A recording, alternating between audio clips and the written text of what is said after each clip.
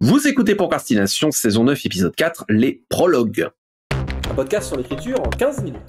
Parce que vous avez autre chose à faire et qu'on n'a pas la science incluse. Avec les voix de Mélanie Fazi, Estelle Faye et Lionel Delous. Fut un temps, dans les maisons d'édition, circulait plus ou moins la chose officieuse que avoir un prologue dans un manuscrit, c'était un petit peu un red flag, et que ils aimaient pas trop ça. Alors, il y a eu toute une tendance des prologues, c'est un code comme un autre, hein, de la même manière que on a souvent des cartes en fantasy. Je crois que la haine des prologues s'est quelque peu apaisée maintenant. Il reste que cette détestation du prologue est intéressante à réfléchir, et surtout, en gros, de s'interroger sur la pertinence des prologues. C'est quoi un prologue? À quoi ça sert? Et en quoi c'est utile? Et comment on fait un bon prologue? Pourquoi les maisons d'édition disaient ça sur les prologues? Pourquoi elles aimaient pas ça?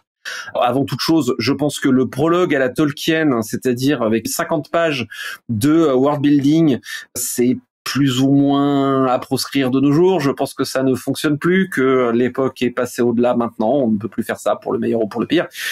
Et je pense que il en va de même du prologue plus court qui veut faire du world building entre guillemets subtil, qui nous donne en gros de l'histoire et du world building avant le monde. Je pense que c'est pas possible. Pourquoi? Parce qu'on n'a pas les enjeux en fait, et que je pense que d'autant plus à notre époque, on veut l'histoire. Venez pour l'histoire, restez pour le monde. Donc bonjour, moi c'est Estelle et bonjour, je suis accro au prologue. J'en mets beaucoup trop dans mes livres. Et par moments j'en mets, c'est pas marqué, voilà, bonjour. C'est pas marqué prologue, mais ça en est. Et j'aime bien, c'est peut-être aussi mon côté théâtre, mais qu'on ait un petit temps un peu avant le roman pour se mettre dans le roman, paradoxalement. Et donc pour moi, 2-3 trucs sur les prologues.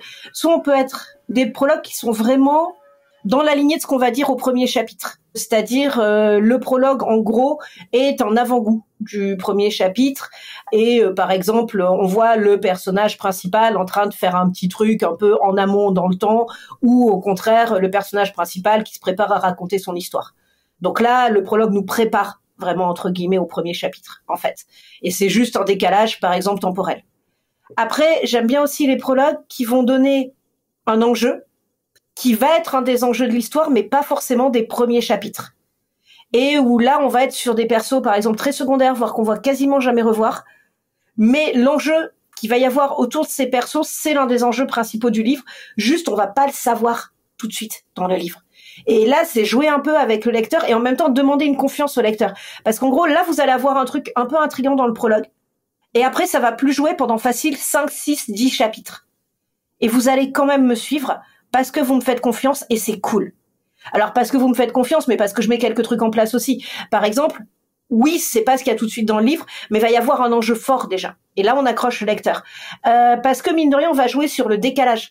Et là, par exemple, dans le livre que je suis en train de corriger pendant que je vous parle, donc on a vraiment un prologue qui est tout de suite très dramatique, très lourd, et qui joue sur un des enjeux lourds du livre. Et après, on se retrouve dans une ambiance beaucoup plus enlevée, complètement ailleurs, beaucoup plus légère, entre guillemets, parce qu'il y a vraiment un truc super léger dans ce livre.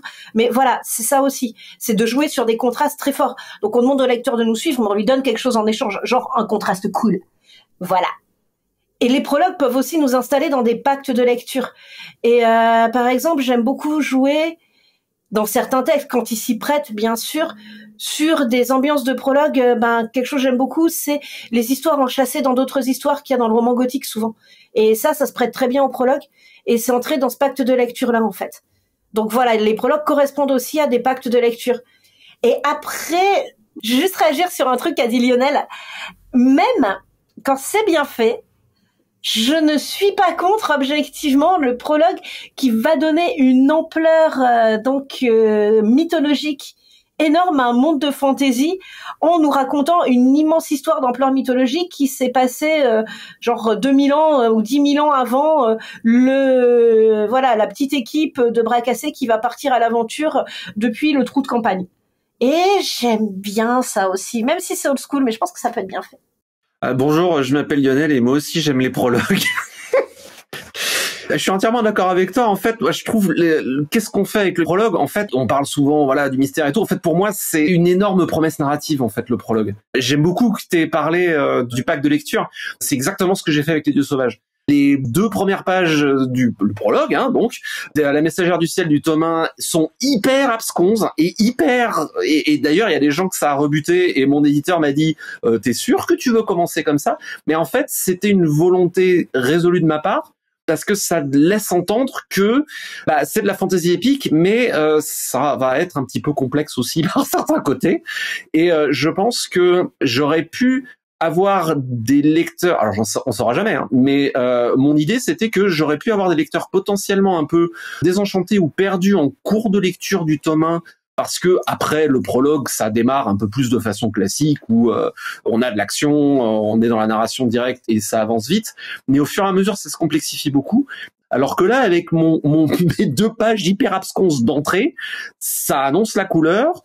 Il y a un côté, accroche-toi à ton siège parce que on est parti pour une balade là. Ouais, moi c'est vraiment la promesse narrative, ce qui veut pas forcément dire une promesse, hein, ça se paye, hein, comme on dit, hein, ça n'est pas forcément dire qu'on va la résoudre. Pour moi, finalement, c'est un peu comme l'ouverture de la symphonie ou de l'opéra ou l'amuse-bouche au repas ou l'entrée. C'est tu vas avoir un plat de résistance, ça va être hyper bien. Je pense que quand on la pense comme ça, en fait, avec le mal que j'ai dit sur les prologues mythologiques, je suis d'accord avec toi à partir du moment où effectivement on donne une histoire, tu vois, où il y a une histoire mythologique, où il y a quelque chose d'absolument incroyable qui s'est passé. Si on passe du monde avec, je suis pas contre. J'ai rien contre le world building, je serais mal placé. Franchement, ce serait se moquer du monde de dire ça de ma part, mais pour moi, ça doit toujours être emballé dans la narration. Toujours avec les précautions d'usage. Mais pour moi, si on pense narration et qu'on pense promesse narrative et qu'on pense ouverture de symphonie, allons-y, quoi. Et effectivement, ça peut être hyper cool. Et moi, je les adore fait comme ça.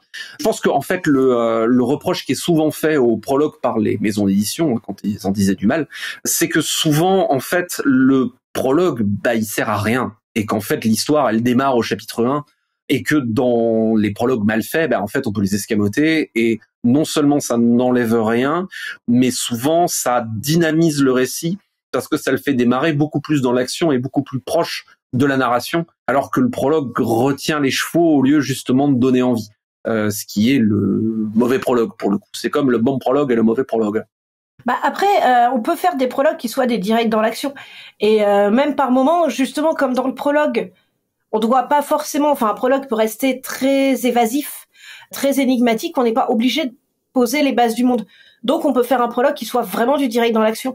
Même j'ai un prologue, par exemple pour l'Arpenteuse de rêve, le prologue c'est limite une mini-nouvelle en fait. Et avec une chute et avec, voilà. Et donc ça permet d'avoir tout de suite quelque chose au contraire d'accrocheur. Et ça c'est par exemple quelque chose que je vois pas mal passer en young adulte, qui est le genre où vraiment on accroche le lecteur dès les premières pages.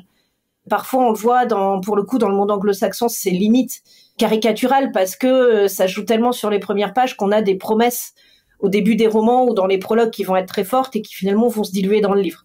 Donc après, si vous faites un prologue très fort, l'enjeu c'est de rester à la hauteur du prologue, de se rappeler cette promesse jusqu'à la fin.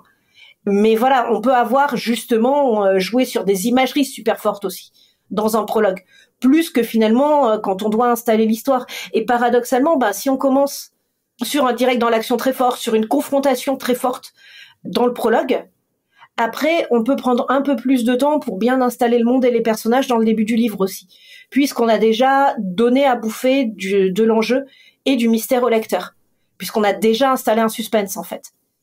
Et mine de rien, le prologue, pour moi, au contraire, est vraiment une école de l'efficacité, et peut créer du suspense de manière mais tellement facile entre guillemets.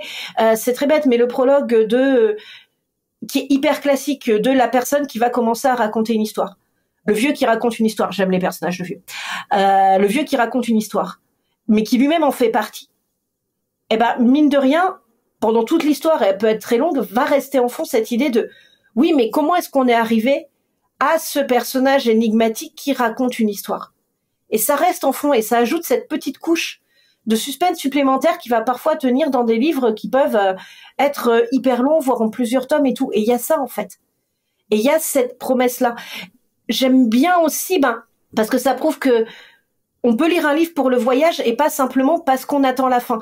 Et pour le coup, je vois trop souvent passer cette idée que il faut que la fin soit surprenante. Pour être surprenante. Et par exemple, ça donne tous les twists idiots des dernières saisons de Game of Thrones, la série, pas le livre. En gros, les scénaristes ont tellement voulu ne pas répondre donc aux attentes des spectateurs et aller dans aucune des théories qui avaient été proposées qu'ils ont fait des trucs hyper incohérents, qui avaient pas de sens et qui étaient nuls. Et que la série est passée d'un coup de phénomènes culturels hyper intenses à quasi oubli, avec une rapidité qui est quand même rare dans l'histoire. Et il y a par moment encore cette idée de il faut absolument surprendre à la fin. Bah déjà, on peut amener à une fin attendue, mais d'une manière qui va pas être celle qu'on attendait. Et non seulement c'est pas grave, mais c'est intéressant. Et je veux dire, c'est ce que j'ai fait dans Les Seigneurs de Bohême. Dans Les Seigneurs de Bohême, j'annonce d'emblée, bon bah en gros, là, je vais vous raconter l'année où il y a eu une révolution où l'Empire est mort. Donc on pourrait croire que je tue le suspense. Et pourtant, j'ai beaucoup de lecteurs qui ont accroché à ça parce que le suspense, c'est pas forcément là où on croit en premier, en fait. Et aujourd'hui, il y a par moment une vision des lecteurs ou des spectateurs qui, je trouve, est très réductrice, voire un peu condescendante. Par exemple, quand on dit sur Furiosa que oui, non mais c'est normal que les gens aient pas à le voir parce qu'ils savent déjà comment ça finit. What? Oui, j'ai vraiment vu passer ça assez souvent, en gros, que les gens vont pas le voir parce que comment ça finit. Mais en fait, il y a toute une partie de la littérature, on sait très bien comment ça finit, enfin la tragédie antique, la tragédie racinienne, etc. Ne serait-ce que ça, on sait comment ça finit. Et c'est pas ça l'enjeu. Et justement, la question du prologue, c'est aussi qu'est-ce qui va être un enjeu dans le livret. C'est ça qui est intéressant. Moi, j'ai pas forcément grand-chose à développer en termes de réflexion, puisque des prologues, j'en ai jamais écrit. Dans les nouvelles, c'est assez rare. J'ai juste un point de vue de lectrice et je suis été très surprise d'apprendre que les prologues avaient mauvaise presse auprès des éditeurs, ce que je ne savais pas. Puisque moi, je perçois ça, dans ma vision, c'est effectivement ce truc qui accroche et quitte la promesse narrative, comme vous disiez, un élément qui pose un élément de suspense ou un élément qui accroche le lecteur avant qu'on commence à poser le récit. Des exemples qui me viennent, alors des formations professionnelles, c'est le prologue des archives de Rochard de Brandon Sanderson. Il y a deux prologues. Il y a un prologue qui commence à poser un truc qu'on comprendra des milliers de pages plus tard, mais ça pose un peu l'ambiance et le côté mythologique. Ensuite, on a un prologue qui est une longue scène d'action qui va raconter en détail l'assassinat d'un roi. Et ensuite, on fait un bond plusieurs années en arrière et on raconte tout le reste du récit se passe dans la guerre qui a résulté de cet assassinat. Mais cette scène, elle est immédiatement accrocheuse, elle intrigue, elle pose énormément d'enjeux qui vont servir par la suite. Et elle permet, avant un récit qui est quand même un récit sur le temps long, d'avoir immédiatement quelque chose d'accrocheur et d'intrigant. Pour moi, c'est la même fonction que l'époque où j'étais accro à X-Files. Il y avait ce plaisir de la scène d'ouverture qui posait un élément de mystère et après, on entrait dans le récit proprement dit. Moi, je vois un peu le prologue comme ça. C'est bon, bah voilà, je t'agite ça sous le nez, tiens, il va se passer quelque chose d'étrange, de bizarre. Et hop, après, on rentre dans le récit. Juste sur les éditeurs, un petit truc. En tout cas, dans le domaine que je connais pas mal, c'est-à-dire le young adulte, j'ai rien entendu de négatif sur les prologues. On est dans une école de l'efficacité des premières pages, mais au contraire, du moment que le prologue est très efficace, bien mystérieux ou tout ça, j'ai pas entendu d'éditeur avoir des soucis avec ça, j'avoue, quoi. Et après, en adulte, de toute manière, je sais que je fais des trucs où je fais les livres que j'ai envie de faire avec les éditeurs qui ont envie de les faire. Mais pour le coup, c'est pas un discours que j'ai entendu maintenant et je me demande si c'est pas un discours qui est un peu daté d'une ancienne version de l'imaginaire. Ça fait longtemps que je l'ai pas entendu.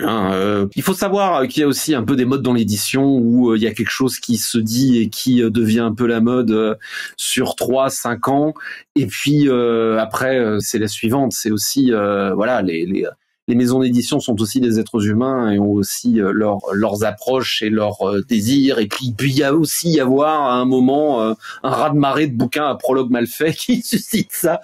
Mais effectivement, pour être juste, ça fait très longtemps que je l'ai pas entendu, mais il fut un temps où. Petite citation pour terminer. Plutôt que tourner la page, c'est bien plus facile de balancer simplement le bouquin. Anthony Litchian. C'était Procrastination. Merci de nous avoir suivis. Maintenant, assez procrastiné. Allez écrire et balancez pas vos bouquins.